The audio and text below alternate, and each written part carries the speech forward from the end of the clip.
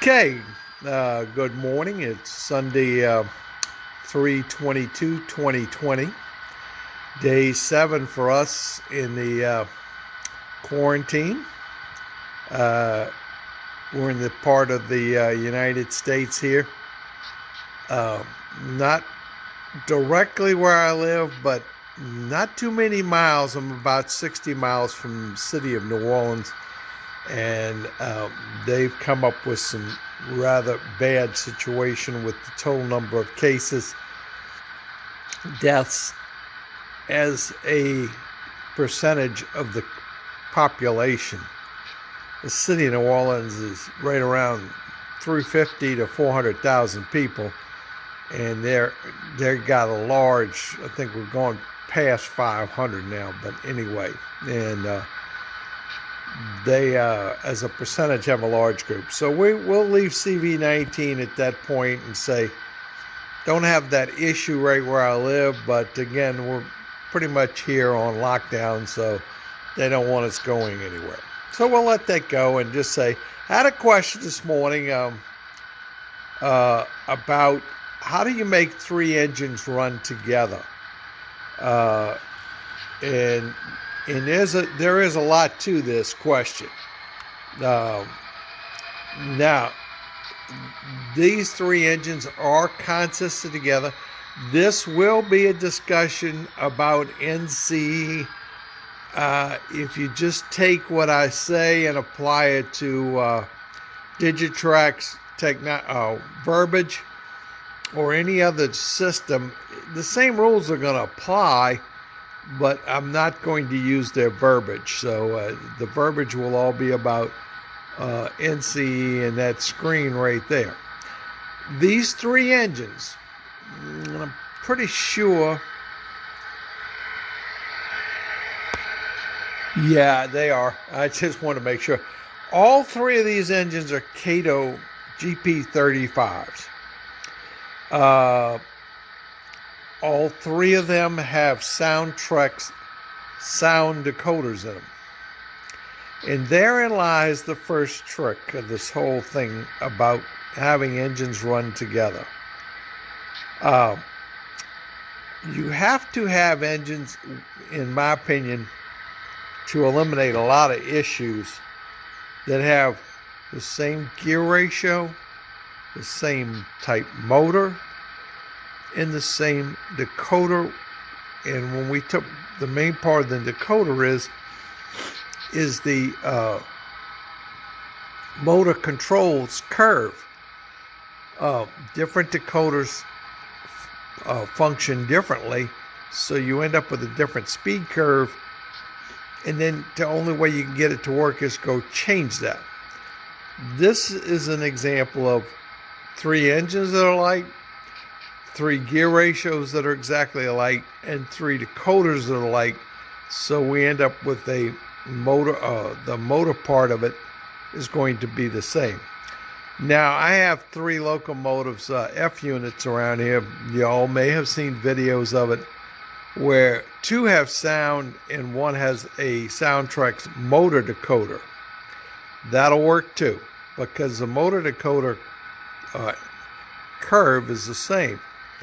So the first thing we're going to do is we're going to get rid of this problem here. We don't need the fun train, so we'll let it go down here. When you're putting engines together and you want to make sure that they can run together, they have to be separated. Now, these are already set, they're already done. I'll go through the steps, but the key thing here is right here. Notice when I hit 1, no, I'm sorry, well, it's a 2. In the speed, yeah, that's what you have to end up with, people. If you can't get really close to this, you will destroy an engine. If an engine is running faster than the other two or slower, whichever the case may be, but they're not running like this, you're going to damage the gears. because one's going to be buckling. You're going to have other issues too, but basically the terminology here is these engines are speed matched. Okay, now how did I get speed matching here? Because everything's exactly the same. Middle unit's catching up with the one up there, but that's acceptable. Because if I speed up,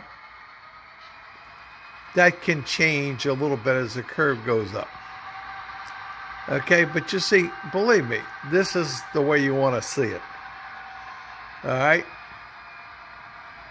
This is the end result you want to come up with. Now, I guess I could have picked some other set of engines, but I didn't. Okay. We have a little issue on this railroad. I just acquired this engine and this engine. I already have a set with the exact same numbers. So on this railroad, to make life simple, we just put a tag on top. Instead of being 22, it's 23. Okay? Because we already have a 31 and a 22. They're down over in the storage yard. And we like to run these GP35s like this a lot. Two-axle trucks work really a lot better for switching than for three axles do. So these end up on a lot of freight, build freights, turns and stuff and locals that we run. So anyway, this is what we're going to do next. Is they're going to get into the steps on this as far as what you need to do to get them to run together. What I'm going to do now, because these are consistent, I'm going to go look for the consist. I don't remember consist numbers and don't write them down. In both Digitrax and NCE, there was consist numbers range from 0 to 127. So I got to go find out which one it is, because I got to kill it first so I can show you how to do it. But on an NCE system, you go down here to the escape button right here, and you start pushing it until you come up with, we've got to keep going here. Next one, browse consist. Then you hit enter, and then you start seeing consist 127 is those two locomotives. Now, if I go down here and I start turning the speed wheel, you see that 126 came up. 126 is those two locomotives, then 125, and so on. Now I'm looking for two in the 6,000 and a 60. Well, they're both 6,000, 65 and 63. So I got to go through here, and I can spin the wheel faster when it's just me, but oops, wait, we just passed it. 32, 23. This is them right here. So it's consist 111. Okay, so we're going to go down here to the clear. See where it says consist, and we're going to hit clear. And it says kill consist, and I'm going to hit yes, 1. Okay. Then I'm going to go back, and I'm going to hit select loco, and hit enter loco, and I'm going to enter in 6530. This is a problem. Key sometimes doubles, so we got to hit escape. Select loco. 6532. Enter. All right. So now we've killed the consist, and this one's operating by itself. So we'll go back to keep them in the picture, and it's by itself. So we know this has happened. And headlights work. So we know we have control of that engine. If we go here and hit select loco again and enter 9016, enter. Okay, that one works. So we have control each one of the locomotives individually. So first step you have to do is run each one of your locomotives, make sure they're running and the directions and everything is working correctly. Put them on a track in this position. Do not connect them together. And then you want to, and again, this is NCE, and I'm doing this for a question on a power cab. So the rules here, same thing as this is on a big command station, but on a power cab, it's the same way as far as doing. So you want to go here, and you want to hit setup, consist setup. And up here, it's going to say advanced or old. We're going to hit enter, advanced. Not going to even get into explaining the old. Now, knowing how my system works, everything was filled up from 111 to 127. The command station will pick an available consist number. Not going to get into discussion on consist numbers and how you have to keep up with this a little bit, because you can fill up your command station if you don't go out and clear them out every now and then. But anyway, the command station is selected 111 as the first available number. It starts from 127 and works down to 2. Okay? Don't recommend using the numbers 2 or 3.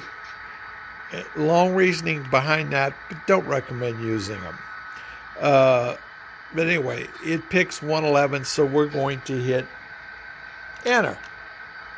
The lead locomotive. Okay, so we'll call this one the lead locomotive, and we put in here 65. In this case, because we're doing something a little bit, we're going to put 6532. 6532. Make sure it's right. Hit enter. Then it's going to ask you what direction it's running in. Well, this engine's going to be the lead locomotive, and we're going to call it forward. So we just hit, it's saying is direction this locomotive is forward. So all we have to do is go down and hit enter. You saw the engine jump. Okay, rear locomotive, which is 6323. So we get a 6323, enter. Now in this case, because we're going to be running it the other way, this is not correct. It's not going to be running forward. It's going to be running in reverse. So we hit direction key R, reverse. And then we hit enter. Okay, we got a locomotive in the middle here, 9016. So we're going to enter it, 9016, enter. In its case, it's a reverse too, so we'll change the direction and we hit enter. All right, you could go further and add another locomotive if you so desired. And there is a limit on this, and I forget what it is, but this is going to, for the purpose of the question, this is going to answer it. So where it's add another locomotive, you just go down here and you hit enter. Now it comes up and it says CON. That means consist 6532 is the lead locomotive, which is right here, 6532, and we roll it to 1. So we end up with all 3 locomotives moving. Okay, so the point is, the question was asked, how do I get them all to run the same? So, assuming your three engines are all the same, they all have the same motor in it, they all have the same gear ratio, they all have the same decoders, they have the same motor table as far as speed, then you would be good to go. Now, if they don't run together, you're going to need to get into a part of this hobby which gets into a big change. You can change through the NCE system the motor control tables, but it's not easy because then you have to know exactly which ones to do. It's much easier to get the interface device for the power cab, hook it up to a computer, and download a program called JMRI. Watch videos on YouTube about speed matching with JMRI.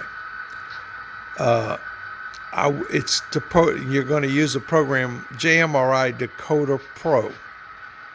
There you're going to manually force each engine to run differently than it's been previously set up.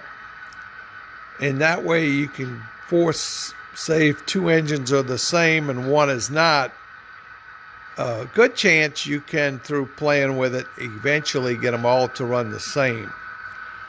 Kind of got to determine where you stand with each engine and as a group, because changing all three may not be what you have to do. You may just have to change one.